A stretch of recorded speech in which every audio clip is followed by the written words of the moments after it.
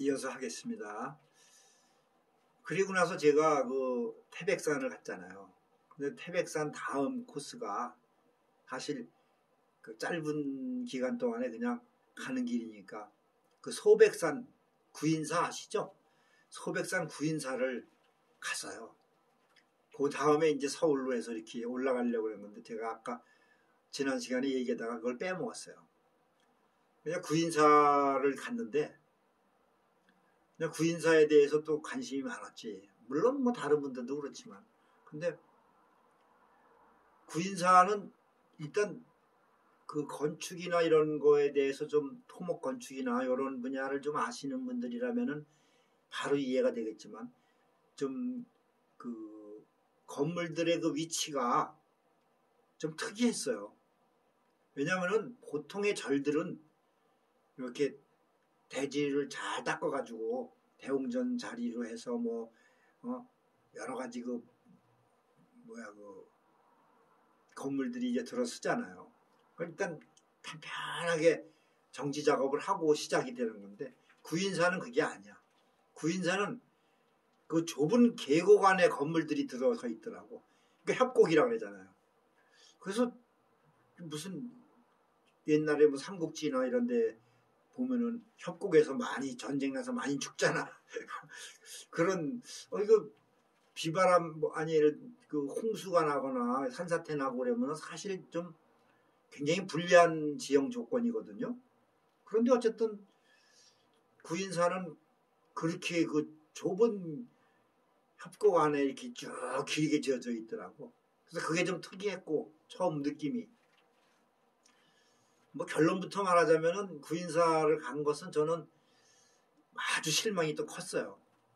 기대를 많이 하고 갔는데 물론 거기 이제 초대에 그 종사님이신 종정님이시라고 해야지 상월조사님 그분에 얽힌 얘기들 우리 같은 이런 이제 공부하는 제자들은 관심 가질만 하죠. 그분의 전설적인 그런 얘기들 일화는 많잖아요. 근데 어쨌든 소백산 구인사는 뭐 옛날에는 뭐 3일간 정성스럽게 기도를 하면 소원 한 가지는 들어준다. 뭐 특히 그 몸이 아픈 사람들이 많이 찾는 곳이었죠. 그리고 천태종이니까 조계종하고는 좀 달라요. 이 교리나 이런 그런 규칙이라 그럴까 그런 것들이 경전도 그렇고 물론 불교지만 그 조계종 같은 경우는 저는 뭐 불교를 그렇게 심도 있게 공부를 못 해봤지만 그냥 대강 듣고 본 거로다가 느낌이 조계종이나 이런 여타 이런 이제 그 종파에서는 주로 불공 위주로 하잖아요. 불공 위주로. 아미타불이니 뭐 석가모니 불이니 하여튼 관세음보살이니 해서 불공 위주로 이 진행이 되는데 천태종은 조금 달랐어요. 그런 면에서. 그러니까 천태종은 어찌 보면 그 우리 전통 무속하고가 많이 혼합이 된 것이 더 확실하게 나타나는 난 그렇게 봤어요. 거기 일단 그 상월조사님 모신 그런 그 건물 이름을 뭐라 그러더라. 하여튼 그 금빛으로 해가지고 뭐 화려하고 크게 지어져 있죠. 근데 나는 그 소백산 구인사가 이제 그 거기에 얽힌 일화는 약간 듣고 갔기 때문에 그 상월조사님이 신통력을 보였다 그러잖아요, 여러분. 일정 때 뭐 여러 가지 일화가 있죠. 근데 그 중에서 이제 가장 현대적이면서 좀 관심을 끌만한 대목이 뭐 그 전에 뭐 일본 순사들이 잡으러 왔을 때 뭐 파리가 돼갖고 날라갔니 뭐 이런 그건 전설의 고향이고 이분이 이제 그 후계자를 선정을 하는데 지명을 하는 거지. 나이가 있으니까. 그런데 그 다들 이제 거기 보면 이 불교는 그런 게 있잖아요. 상좌승이라는 그 서열이 있잖아. 그러니까 이제 1순위는 누구일 것이다라고 이미 다 알고 있는 거지. 그래서 조사님이 이제 다 모아놓고 후계자 선정에 대해서 발표를 할 때인데 다들 그렇게 알고 있었는데 전혀 엉뚱한 사람을 지명을 한 거야. 그러니까 이제 2대 종정이 되는 거지. 사람들이 너무나 충격을 받은 거야 그때. 왜냐? 그 지명받은 사람이 누구냐 하면은 성함이 이제 뭐 한자가 남대충 조사님이라고 해요. 이름이. 그래서 저도 같은 뭐 또 남씨고 그래서 더 반가웠죠. 근데 그분이 그 당시에 했던 일이 뭐냐면은 마구간인가 뭐 소오양간에서 그 말 소 이렇게 관리하고 뭐 청소하고 그러는 분이었대요. 그러니까 스님들 틈에 껴서 공부하고 이러는 게 아니었다는 거지. 그러니까 더 놀란 거지 사람들이. 기가 막히죠. 그거는 상좌도 있었는데.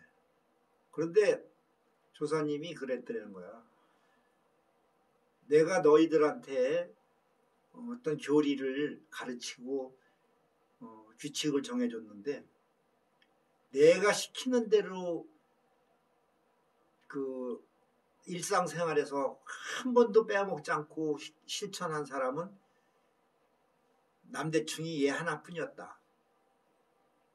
그러니까 이 사람은 그냥 자기 천직이 그건 줄 알고 본업에 충실하면서 조사님이 시키는 대로 그냥 열심히 기도한 거야.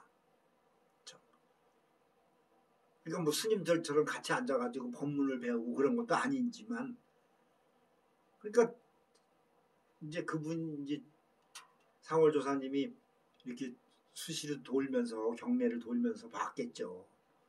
그런데 정말 밤이고 낮이고 자기가 시키는 대로 그 실행한 사람은 한 사람뿐이었다는 거지. 어쨌든 그런 일화가 있어요. 그래서 그 2대 이제 종정이 돼가지고 남대충 종사님이 이제 시작이 됐다는 거.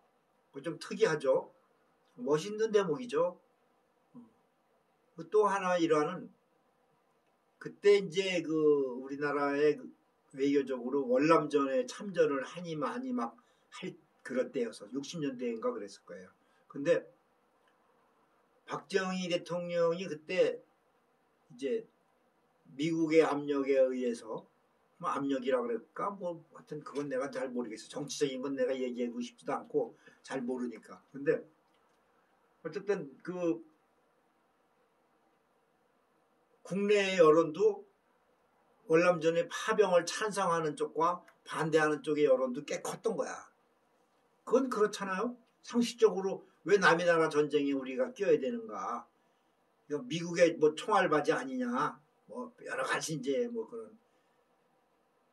그랬겠지. 그러니까 대통령도 그냥 자기 마음대로만 할 수는 없으니까 여러 이제 그 우리나라의 뭐 도사들, 큰 스님들, 뭐 종교계의 좀 큰 인물들을 찾아다니면서 어떻게 한마디 좀 들어보려고 찾아다녔다 그러더라고. 그런데 신통한 대답을 못 들은 거야. 그런데 그 상상을 해보세요. 대통령 그때 박정희 그 대통령이 얼마나 그 권위가 대단했습니까? 나라는 새도 떨어질 정도지. 솔직히 무서웠잖아. 유신 정권 생각해보세요. 옛날에. 그런데 그 박정희가 와서 스님 월남전을 이거 참전해야 되겠어 말아야 되겠어 예를 들어서 이렇게 물어보면은 누가 하세요 안 됩니다 말할 사람이 누가 있습니까?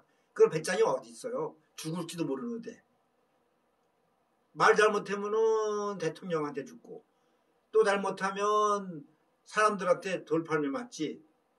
이 야권에서는 또 그런 건 참 대답하기 어려운 부분이거든. 그것도 다니면서 여러 군데 다녔는데 신통치 않게 이제 대답들을 못 듣고 그러다가 대통령이 이제 소문을 듣고 구인사를 찾은 거래. 구인사 와가지고 상월조사님을 이제 뵙고 이제 또 물어본 거지. 그런데 상월조사님이 그냥 아주 그냥 흔쾌히 명쾌하게 선을 그어주더라는 거야. 참전하라. 지금 시대의 흐름이 그렇다. 그러니까 나라를 위한 일이다. 할 수 없다.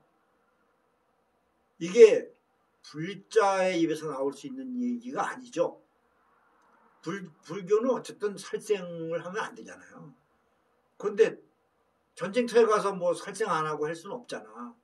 그런데 그런 얘기를 명쾌하게 선을 그어줬다는 것은 보통 분이 아니죠. 그러니까 박정희가 좋아서 간 거야. 왜냐하면 사람 심리가 그런 게 있잖아. 내가도 가고 해야 되는데 여론도 있고 그래가지고 참 끙끙거리고 있다가 누군가 옆에서 자기 생각하고 똑같은 그런 답을 주면은 얼마나 좋아요. 그러니까 그냥 기분 좋게 간 거야. 그래서 소백산 구인사가 뜬 거지. 그 이후로 소문이 쫙 났을 거 아니에요. 그래서 뭐 한참 때는 뭐 수많은 인파들이 줄을 서가지고 뭐 수백 명, 수천 명 얘기하는데 나는 모르겠어 그거는. 그러면서 조사님이 지나가면서 얼굴 한 번씩 보면서 그냥 한마디씩 해주는 그런 그 참 어려운 얘기지. 그러면 소원이 뭐 이루어진다고 해가지고 그냥 사람들이 줄을 서서 그게 다 이제 대통령까지 왔다 가고 그런 난리가 났으니 뭐냐 더더군다나. 그래서 더 큰 거래요. 그런데 그 후에는 조금 좋지 않은 일이 벌어졌다고 하더라고. 우리나라의 그 병폐인데 그 이제 그 권력층에서 뭘 하던 놈인지는 모르지만 또 이제 집단에는 정보부 쪽이나 뭐 어디에서 근무했는지 모르겠는데 직위가 좀 있었던 모양이야. 그런 인간이 찾아와서 이제 불공을 들이고 이제 이러면서 자기도 좀 뭐 좀 과시 좀 하면서 한 말씀 듣고 싶었는데 뭐 그 많은 사람들 틈에서 뭐 집단에는 검은 집차 타고 와가지고 폼 잡았는데 별로 이 인정을 안 해, 대우를 안 해주니까 짜증이 난 거야. 그래가지고 우리나라는 아주 고질적인 그런 명패잖아 그런 게.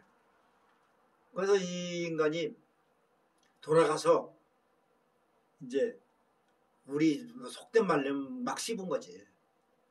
그놈의 절은 절도 아니고 뭐 무속 비슷하게 이제 막 비하해가면서 뭐 앉아서 뭐 관세음보살만 잡고 이상한 주문만 외우고 뭐 그러면서 좋지 않다 막 이러면서 씹어댔다고 그러더라고.